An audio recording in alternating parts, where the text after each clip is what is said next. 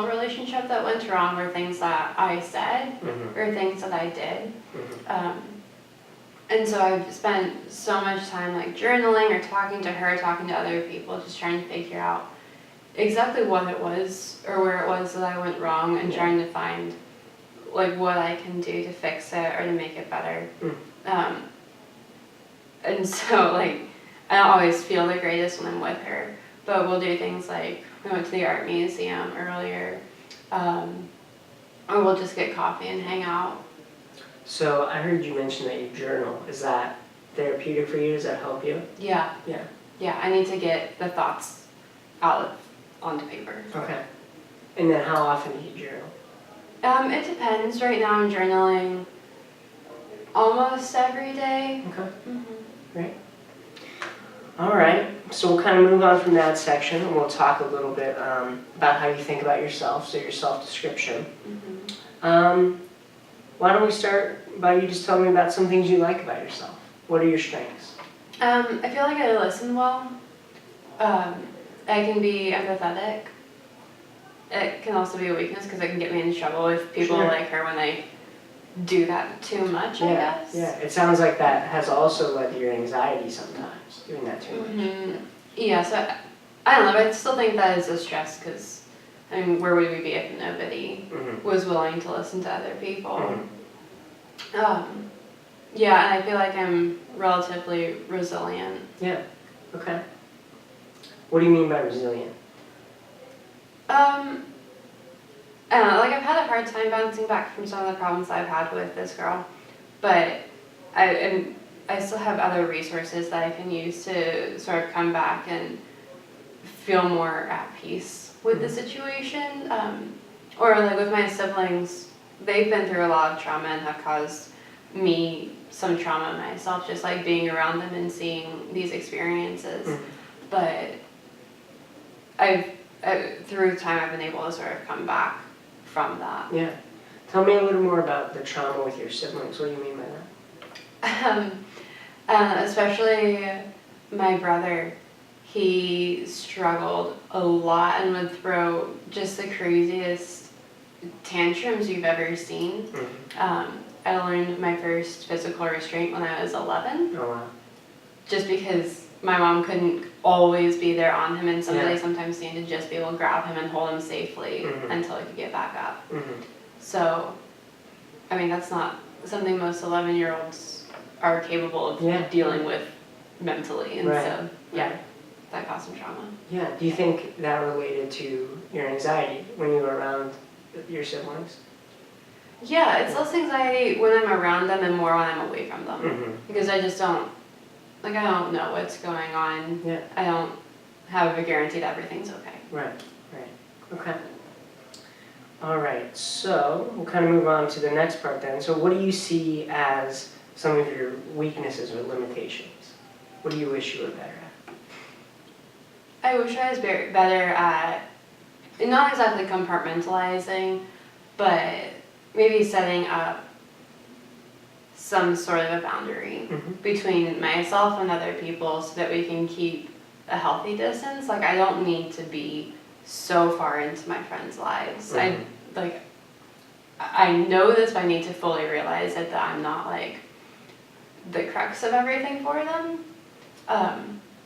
I can't be that. I can't be the thing that their life depends on. Yeah.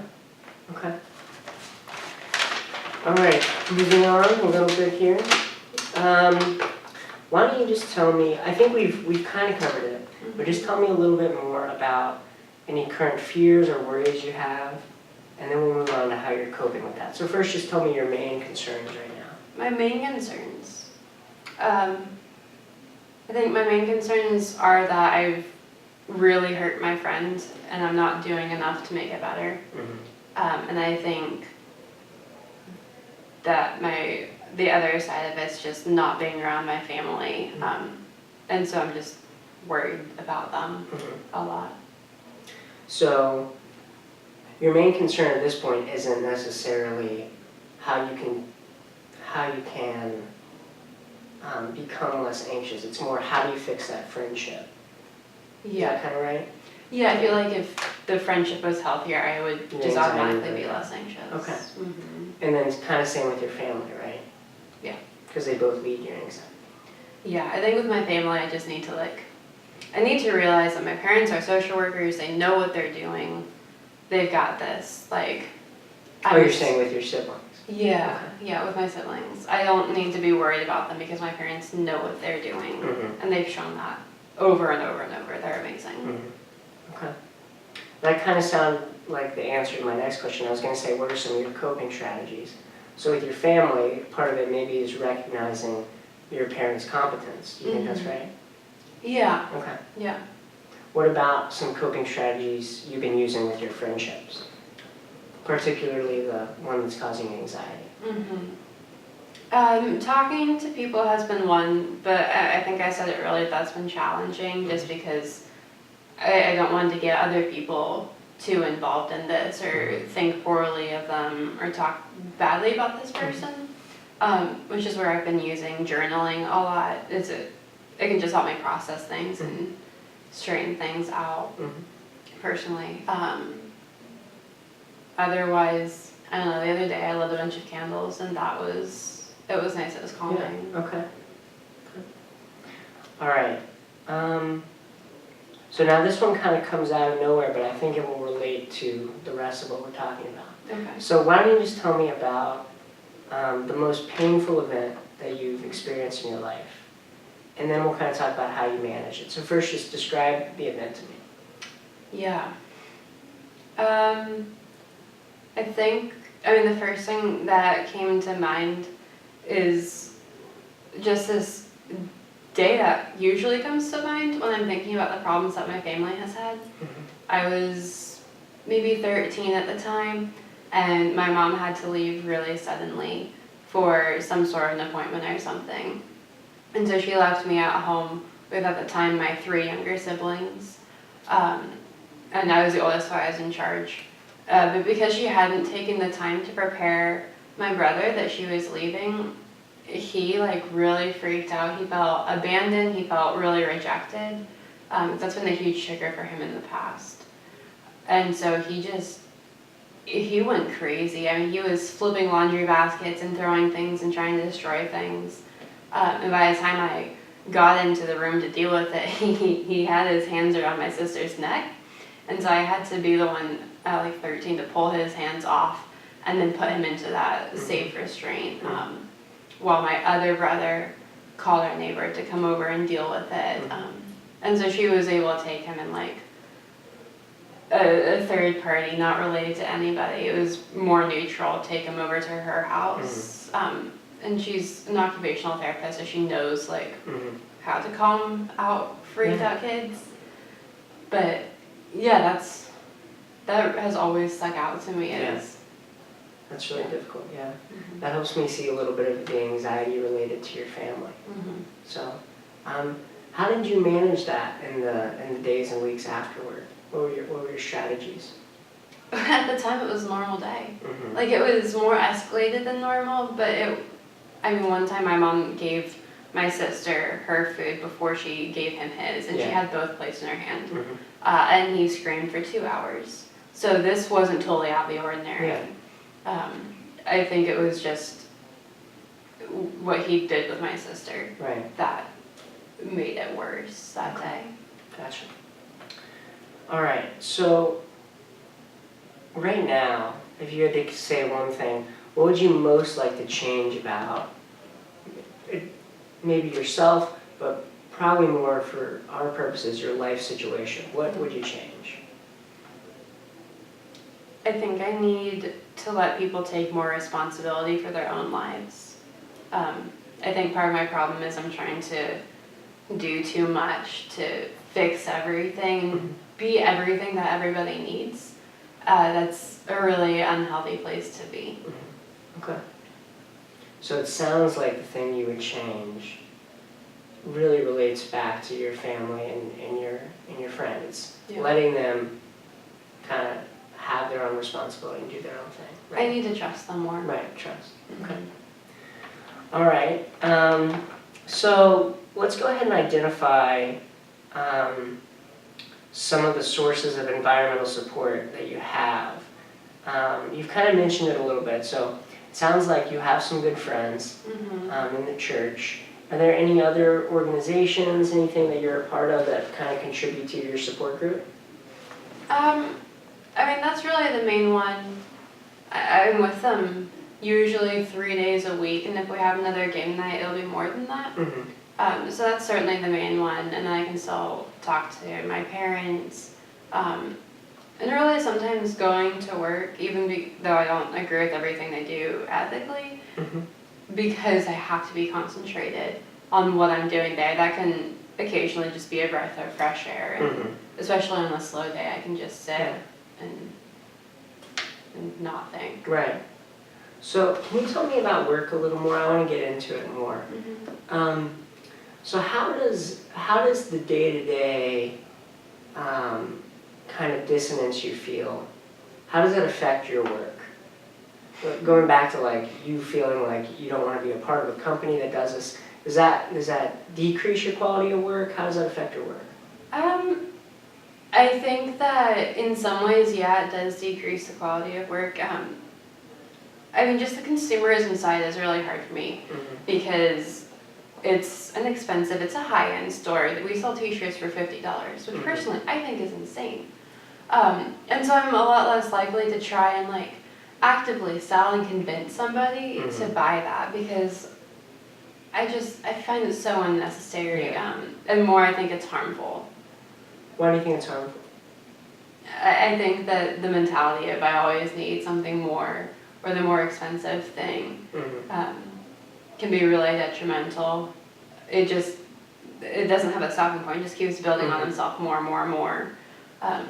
And that can spill over from just like buying things into I need more from the people around me or more job satisfaction. I think it becomes really problematic. So kind of going back to the question we were saying, I was talking about before, that organization almost sounds like it's the opposite of support for you. It actually causes you more anxiety than it gives you support. It gives you monetary support, right? But it causes you a lot of anxiety.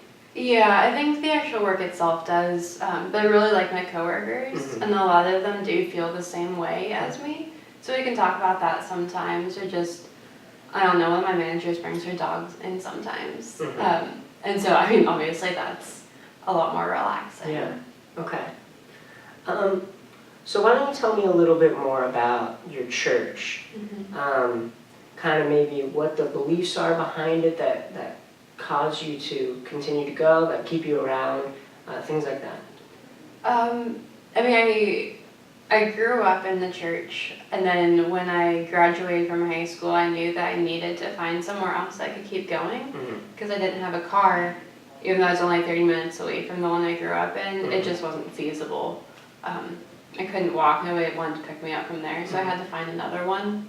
And the new church that I found had similar beliefs, and I don't know, I could just see that they were going places, and instead of just like believing in these things or saying that they believed in them, they were doing things with it.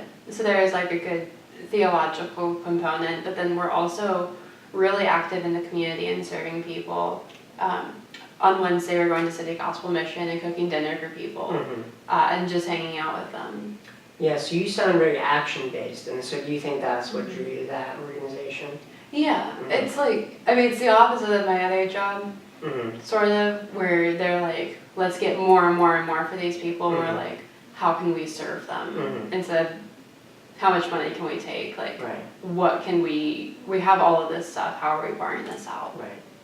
So you mentioned earlier the job you had at the library. Are you still involved with the local library at all in any way? I mean, I check books out from there, so I make sure that I stop in about once a month or so during after school hours to try and see some of my old kids. Okay. So thinking back to when you worked there, how did that contrast with your current job? How was it different? Yeah, there it was like, I have resources, I have knowledge, like 3rd grade math, I can usually do it. So I have these resources and things, and it was an opportunity for me to, again, give that out to other people. some of the kids were coming from really rough backgrounds, and so I was able to just like sit there and be a peaceful person and just listen to whatever they need to say, or play Roblox with them, or read books. And that it was just a really peaceful, chaotic, but strangely peaceful place to be. And then what about, how is the philosophy different from your current job? It was a service. Yeah. It's a public library, so it's publicly funded. It's nonprofit. It's only there because the community needs it, and the community gets a lot from it. Right, okay. All right, so let's kind of go into just how, you know, if you had to sum up your life in a couple sentences, how would you sum it up? I don't know, I've had a lot of problems, but I think that's pretty normal. Yeah. All in all, it's been a really good life. I feel like, I'm super blessed to have the parents that I have. And even with all the problems I've had with my family, I can see how it's even benefited me to have grown up with that. It's sort of directed